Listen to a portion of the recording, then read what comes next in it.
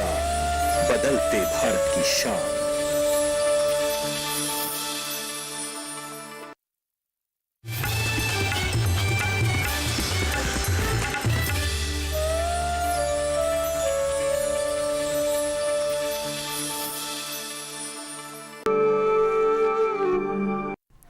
नमस्कार, आप देख रहे हैं दूरदर्शन किसान। मैं हूं मुकुल शर्मा। हाजिर हम खेती किसानी और कोविड-19 से जुड़ी नई जानकारियों के साथ हमारा खास कार्यक्रम कोरोना से कैसे लड़ें किसान। आज हम सबके लिए बहुत ही प्रसन्नता का अवसर है जब भारतीय बागवानी अनुसंधान संस्थान बेंगलुरु के बीज पोर्टल और स्टेट बैंक ऑफ इंडिया के योनो कृषि के साथ एकीकरण संपन्न हो रहा है। मैं इस अवसर पर स्टेट बैंक ऑफ इंडिया के भी और बागवानी संस्थान के सभी अधिकारियों को, कर्मचारियों को हृदय से बहुत बहुत बधाई देता हूँ और बहुत बहुत शुभकामनाएं देता हूँ। हम सभी जानते हैं कि कृषि का क्षेत्र हम सबके लिए चुनौतीपूर्ण है। कृषि हमारी आवश्यकता को पूर्ण करने की दृष्टि से भी महत्वपूर्ण है और कृषि देश के जीडीपी में योगदान देने की दृष्टि से भी बहुत महत्वपूर्ण है और इसलिए भारत सरकार का हमेशा यह प्रयत्न रहता है कि कृषि के क्षेत्र में सरकार का अधिकतम योगदान हो, कृषि का क्षेत्र उन्नत हो और कृषक की आमदनी दोगुनी हो और हमारे जीडीपी में कृषि क्षेत्र का अधिकतम योगदान हो। इस दृष्टि से भारत सरकार ने अनेक योजनाओं को संचालित किया है। वैज्ञानिक भी अनेक विषयों पर शोध कर रहे हैं। उसका परिणाम बागवानी के क्षेत्र में आज हम सब लोगों को परिलक्षित हो रहा है। बागवानी का कृषि के क्षेत्र में 32% से अधिक योगदान है। इस योगदान को और बढ़ाने की ज़रूरत हम सब लोग महसूस करते हैं, क्योंकि बागवानी फसलें ऐसी फसलें हैं जिनमें किसान को उसके उत्पादन का वाजिब मूल्य मिलने की बहुत संभावनाएं रहती हैं। कम रकबे में भी किसान अच्छा उत्पादन कर सकता है और उस उत्पादन से वह अपनी माली हालत को सुधारने में सफल हो सकता है। प्रधानमंत्री नरेंद्र मोदी जी लगातार ग्रामीण अर्थव्यवस्था और कृषि के अर्थव्यवस्था, इस पर प्राथमिकता के आधार पर बल देते रहे और उनकी हमेशा ये कोशिश रही है कि सरकार की मदद गांव तक और किसान तक पहुंचे और उसका 100% लाभ इस क्षेत्र को मिले।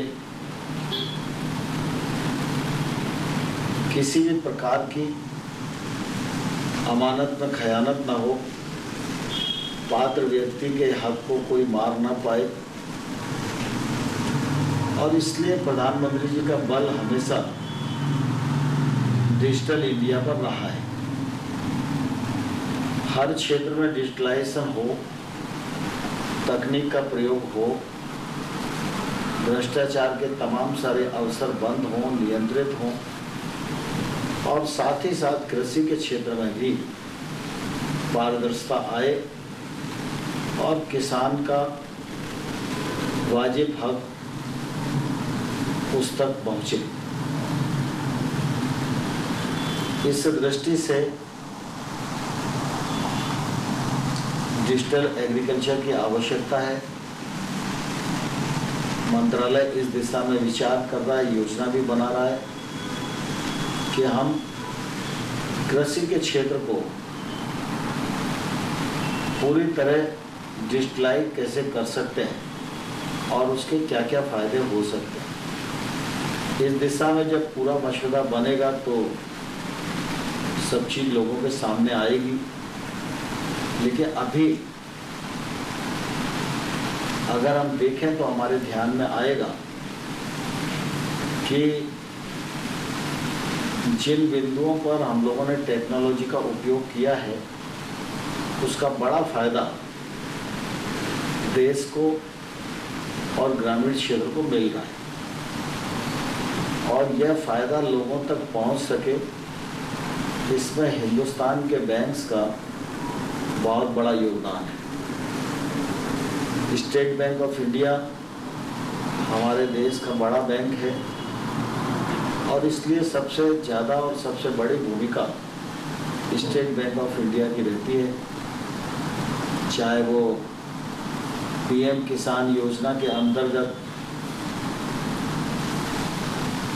करोड़ों रुपया किसानों तक पहुंचाने का विषय हो, चाहे अभी कोविड के पीरियड में किसानों के पेमेंट्स का उनके खातों में पहुंचना हो, चाहे हमारी जनधन खाते वाली 20 करोड़ 65 लाख बहनें जिनके खाते में 30,000 करोड़ रुपया पहुंचाने का विषय हो, ऐसे हर कार्यक्रम के क्रियान्वयन में बैंक की महती भूमिका है और टेक्नोलॉजी की महत्वपूर्ण भूमिका है। इसलिए अब यह संभव हो पा रहा है कि अगर दिल्ली से किसी व्यक्ति को 100 रुपया भेजना है तो वो 100 के 100 रुपये उसको प्राप्त हो रहे हैं उसके अकाउंट में। किसी भी प्रकार का बीच में कोई बिचौलिया और दलाल की गुंजाइश अब इन कार्यक्रमों के क्रियान्वयन में बची नहीं।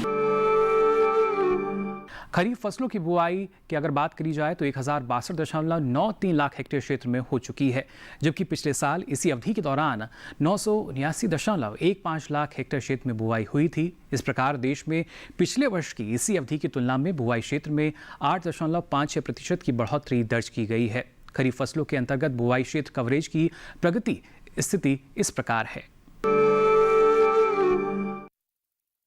खरीफ फसलों के अंतर्गत बुआई क्षेत्र कवरेज की प्रगति स्थिति इस प्रकार है। चावल 378.32 लाख हेक्टेयर, जबकि पिछले वर्ष की इसी अवधि के दौरान 338.65 लाख हेक्टेयर में बुआई हुई थी। इस प्रकार बुआई क्षेत्र में 11.71% वृद्धि हुई है।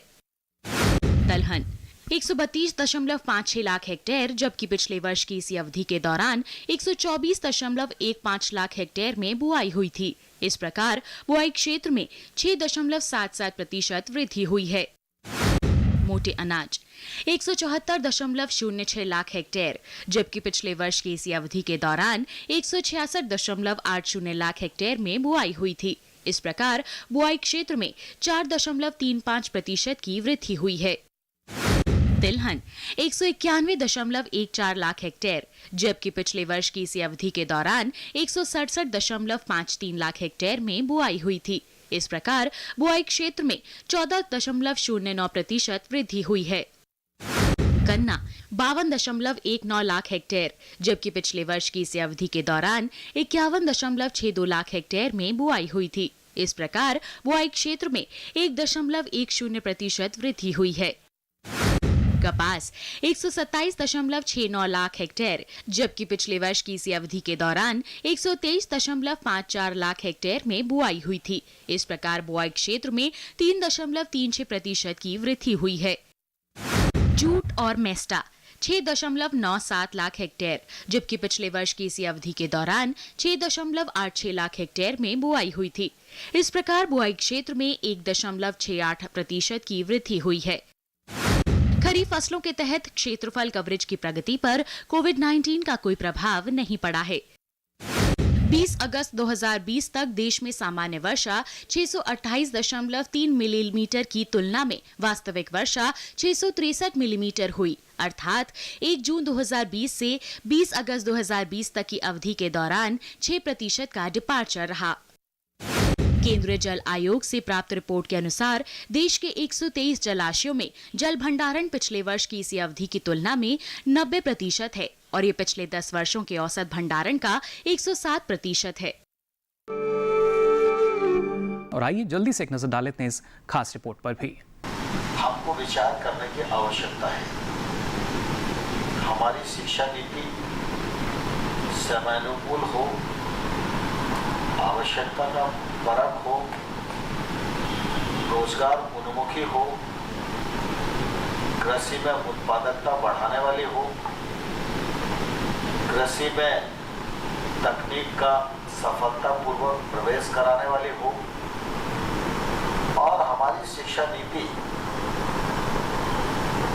वैश्विक मानदंडों को भी पूरा करती हो। आज हिंदुस्तान में शिक्षा बहुत अच्छी अवस्था में है, लेकिन फिर भी हिंदुस्तान के बच्चे को लगता है कि अगर वो किसी दूसरे देश में पढ़कर आएगा तो उसके व्यक्तित्व का और अधिक परिष्करण हो सकेगा, उसकी शिक्षा में, उसकी योग्यता में और मूल्यवर्धन हो सकेगा। ये एक आकांक्षा बनी रहती है।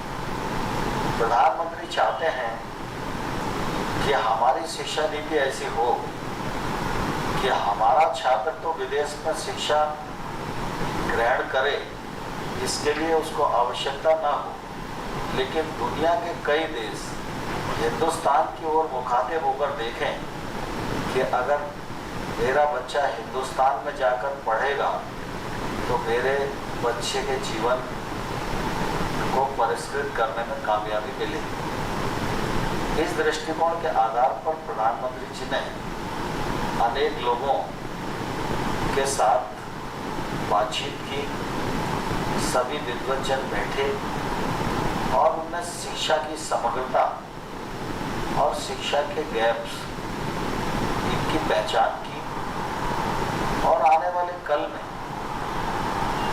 हम अपनी शिक्षा प्रणाली को विश्व स्तरीय शिक्षा कैसे बना सकते हैं और उसके लिए क्या क्या करना आवश्यक है, इस दिशा में विचार विमर्श उपरांत यह नई शिक्षा नीति आई। इस शिक्षा नीति को मंत्रिपरिषद ने मंजूरी दे दी है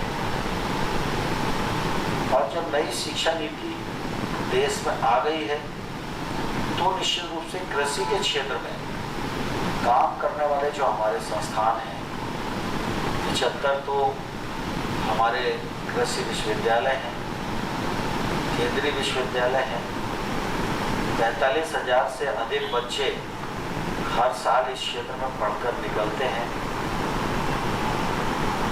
बड़ी संख्या में पीजी कोर्स हमारे यहाँ है, 76 विषयों पर पीएचडी हमारे यहाँ होती है और आईसीआर हमारा एक तौर से नामकरण की दृष्टि से इंटरनेशनल इंस्टीट्यूशन न हो, लेकिन मैं समझता हूँ आईसीआर विश्व स्तरीय किसी भी संस्थान से पीछे नहीं है। यह हम सबके लिए निश्चित रूप से गौरव और प्रसन्नता का विषय है। आईसीआर और केबीके से जुड़े हमारे संस्थान और केबीके में जो साइंटिस्ट काम करते हैं, उन्होंने अनुसंधान के माध्यम से निश्चित रूप से हमारी कृषि को बढ़ावा दिया है, कृषि को समृद्ध बनाने में योगदान दिया है और मुझे ये कहते हुए प्रसन्नता है कि देश के बहुत सारे कंट्रियाँ ऐसी हैं जो कृषि के क्षेत्र में महारत हासिल किए हुए हैं। यद्यपि उनका आकार, प्रकार और जनसंख्या हमसे कम है, लेकिन वहाँ पर जो लोग काम कर रहे हैं वो विद्यार्थी हमारे यहाँ ही कृषि शिक्षा को ग्रहण करके अपने देश को अग्रणी बनाने में सफल हुए। यह हम सबके लिए निश्चित रूप से प्रसन्नता की बात है और इसलिए यह आवश्यक है कि जब नई शिक्षा नीति में कृषि के क्षेत्र में इस शिक्षा नीति के जो महत्वपूर्ण बिंदु हैं आवश्यक हैं, हमारे क्षेत्र को और उन्नत बना सकते हैं, ऐसे बिंदुओं को पहचान कर उनका समावेश हम कृषि शिक्षा में कैसे कर सकते हैं, इस दिशा में निश्चित रूप से विचार करने की आवश्यकता है। पिछले दिनों जब नई शिक्षा नीति आई थी तो हम लोग और डीजी महापात्रा जी सब लोग बातचीत कर रहे थे, तो ये तय हुआ कि हमारे साथ जितने विद्वान काम करते हैं सबका मत और सबका सुझाव इस मामले में लेना चाहिए। आज ये अवसर आया और आप सब ने काफ़ी अच्छा विमर्श किया है और मुझे लगता है इसके निष्कर्ष भी अच्छे आएंगे। मैं इस अवसर पर डॉक्टर महापात्रा जी को अनुरोध करना चाहूँगा कि एक छोटा ग्रुप उन्हें बनाना चाहिए जिसमें ICR भी हो और हमारे यूनिवर्सिटी के वाइस चांसलर भी हों और इस दृष्टि से कुछ और अन्य विद्वान जिनका योगदान हो सकता है, ऐसा एक छोटा ग्रुप बनाकर आज जितने भी सुझाव आए उनका विश्लेषण करके इस नई शिक्षा नीति को हम कृषि शिक्षा में शामिल करके कृषि के क्षेत्र को और कारगर उन्नति के शिखर पर कैसे पहुंचा पाएं, इस मामले में निष्कर्ष देंगे तो निश्चित रूप से हम लोगों को आगे काम करने में सुविधा होगी। कोविड-19 बीमारी से एक ही दिन में ठीक होने वाले लोगों की संख्या में हर रोज लगातार वृद्धि दर्ज करते हुए भारत ने इस मामले में एक और शिखर को छू लिया है। आइए देखते हैं ये खास रिपोर्ट। कोविड-19 बीमारी से एक ही दिन में ठीक होने वाले लोगों की संख्या में हर रोज लगातार वृद्धि दर्ज करते हुए भारत ने इस मामले में एक और शिखर को छू लिया है। इस बीमारी से ठीक होने की दर को लगभग 75% तक बढ़ा दिया गया है। कोविड-19 के 57,989 मरीजों के ठीक होने के साथ ही देश में इस बीमारी से ठीक होने वाले लोगों की कुल संख्या 22,80,566 तक पहुंच गई है। भारत में कोविड-19 बीमारी से ठीक होने वालों की कुल संख्या अब इसके सक्रिय मामलों यानी 7,07,668 से लगभग 16 लाख यानी 15,72,898 से अधिक हो गई है। कोविड-19 बीमारी से लगातार ठीक होने वाले मरीजों की बढ़ रही संख्या ने ये सुनिश्चित कर दिया है कि देश पर वास्तविक केस लोड अर्थात सक्रिय मामलों में कमी आई है और वर्तमान में ये कुल पॉजिटिव मामलों का केवल 23.24% है। इससे धीरे धीरे मृत्यु दर में भी गिरावट आई है। अभी देश में मृत्यु दर यानी केस फैटेलिटी रेट CFR 1.86% है, जो वैश्विक स्तर पर सबसे कम दरों में से एक है। ये केंद्र की आक्रामक रूप से परीक्षण, समग्र रूप से निगरानी और उचित उपचार की नीति के व्यापक और निरंतर अनुपालन तथा प्रभावशीलता की वजह से संभव हो सका है। संक्रमण से ठीक होने वाले मरीजों की संख्या में तेजी और इससे मरने वालों की संख्या में आ रही कमी से ये साफ है कि भारत के क्रमबद्ध और सक्रिय कार्यनीति ने वास्तव में नतीजे देना शुरू कर दिया है। पिछले 6 दिनों से लगातार रोजाना 8 लाख से अधिक नमूनों का परीक्षण किया जा रहा है।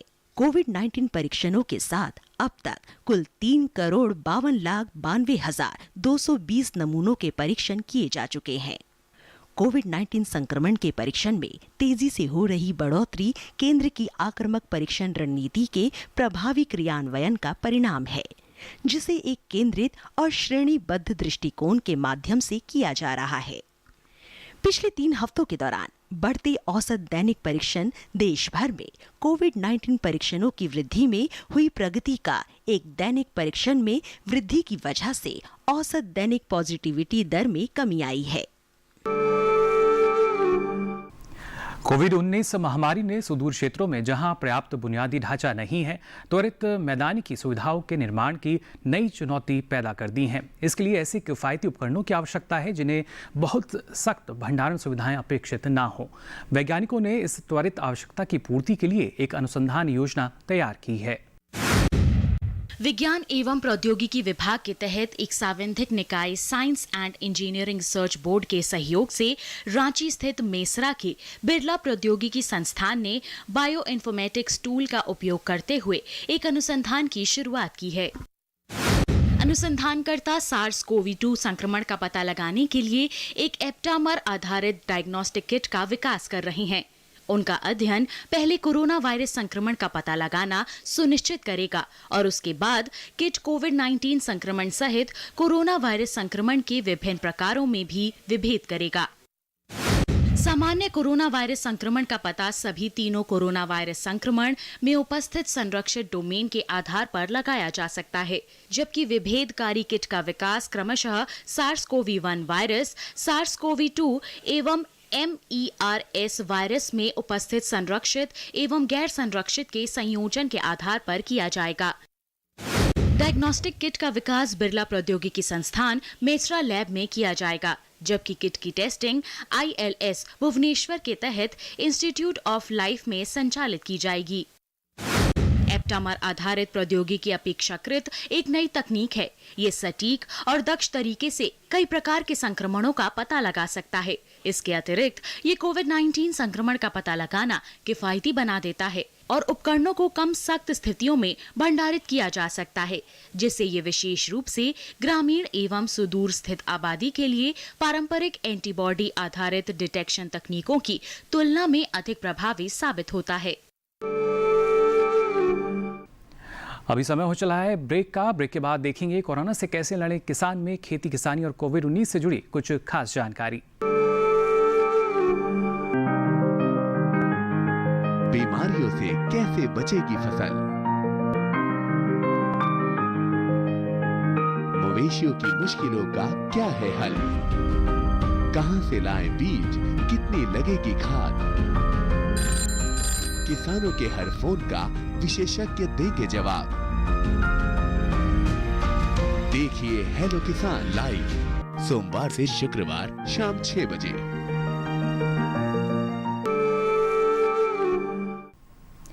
तो फिलहाल के लिए आज कोरोना से कैसे लड़े किसान में बस इतना ही। कोविड-19 से संबंधित ताज़ा जानकारी लेकर फिर होंगे हाजिर। तब तक के लिए दीजिए इजाजत। नमस्कार।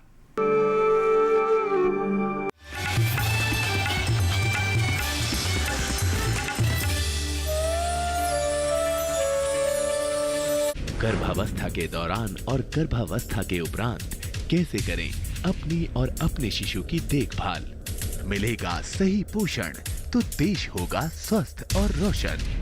स्वस्थ किसान लाइव शनिवार शाम 6 से